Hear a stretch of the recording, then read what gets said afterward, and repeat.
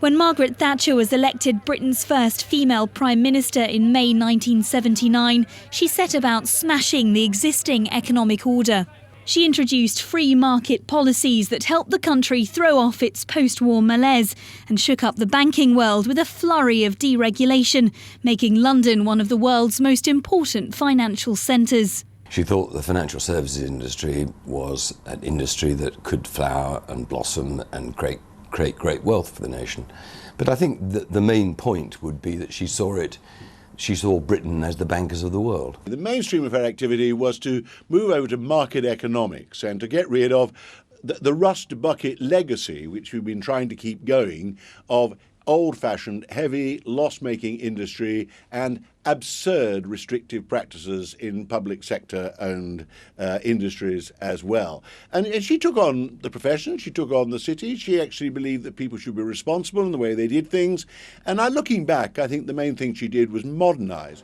In 1986, Margaret Thatcher pushed through a series of reforms, the so-called Big Bang, attracting international banks and foreign businesses to the City of London. What Big Bang did actually was open up the gateway for the American banks to come in and then all the international banks to come in. And we've seen in the last 25 years, London come as probably the preeminent financial capital. But while she ushered in an era of unprecedented growth, her legacy on economic issues remains divisive, with some arguing her policies sowed the seeds for the 2008 financial crisis. She deregulated the banks. Shamefully, Blair and Brown carried on with this nonsense. The crisis we're living in today is the legacy of Thatcherism, just like the crisis in America is the legacy of Reagan. We need a more fair society. We need a high investment, high skill economy. And there is no way out of this without that. Margaret Thatcher's influence on other parts of the economy has proved just as enduring.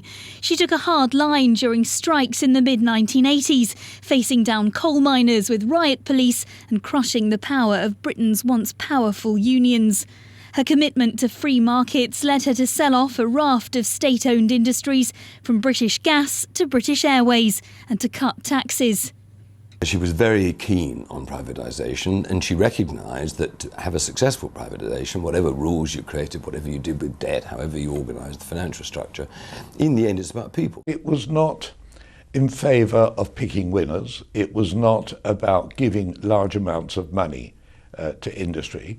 It was about creating the right climate for industry and letting them compete. She was as tough a negotiator abroad as she was at home, staunchly opposed to the idea of a single European currency, and she refused to entertain the notion of giving up the pound.